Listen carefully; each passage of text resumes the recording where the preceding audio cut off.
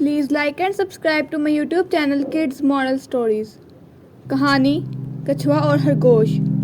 एक ज़माने में एक पुरअमन जंगल में तोबियास नाम का एक अक्लमंद बूढ़ा कछुआ और रेमी नाम का एक तेज़ नौजवान खरगोश रहता था।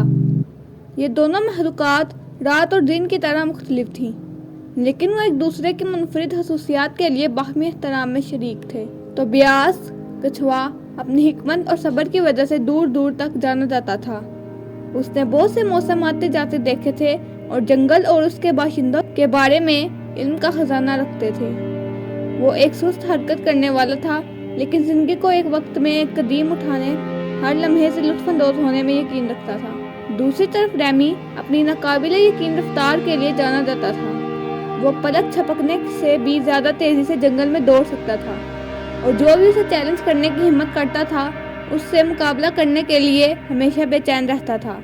ताहम रेमी मुतासिर कुन और अक्सर सोचने वाली चीज़ों की कदर को कम समझता था। एक धूप वाली सुबह रेमी अपनी रफ्तार दिखाने के लालच का मुकाबला नहीं कर सका। वो तोबियास की तरफ लपका जो एक साफ तालाब के किनारे पर पुरसकून कुछ पत्तों को चबा रहा था।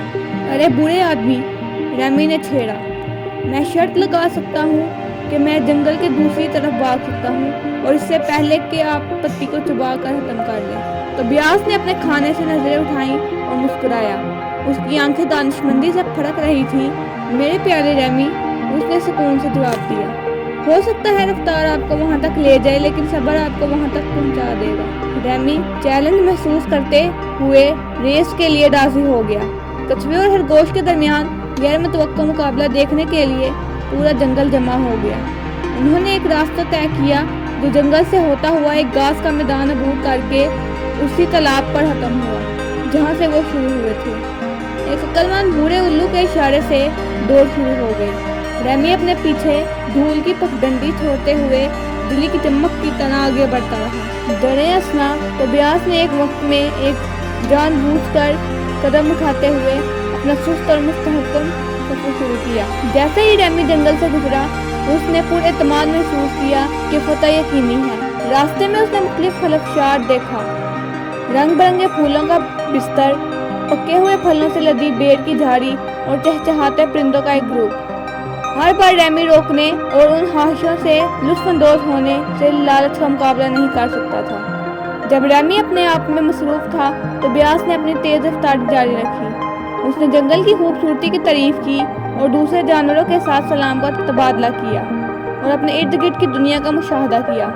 उसका अंदाज फिक्रमंद और जानबूझकर था। जब रेमी घास के मैदान में पहुंचा तो उसे एहसास हुआ कि उसने कीमती वक्त ज़ाया किया है। आधे रास्ते पर पहुंचते ही थकावट छा गई। उसके स्प्रिंट से उसे थका दिया था और उसे सांस लेने की जरूरत थी। दरे असना तोबियास घास के मैदान में मुसलसल अपना रास्ता बना रहा था। उसने जल्दी नहीं की। उसने अपने खोल पर सूरज की गर्मी और अपने पैरों के नीचे गर्म घास के एहसास का लुत्फ उठाया। जैसे ही रेमी आखिरकार तालाब पर पहुंच जहां से वो शुरू हुए थे, उसने तोबियास को करीब आते देखा। उसकी हैरत में कछुआ करीब से करीब तर होता जा रहा था।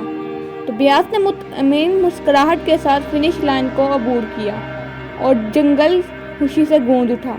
रेमी ने सब्र के बारे में एक कीमती सबक सीखा और जिंदगी के सफर में जल्दी करने के बजाय उससे लुत्फानंदोज होने की अहमियत। उस दिन से रेमी और तोबियास बेहतरीन दोस्त बन गए।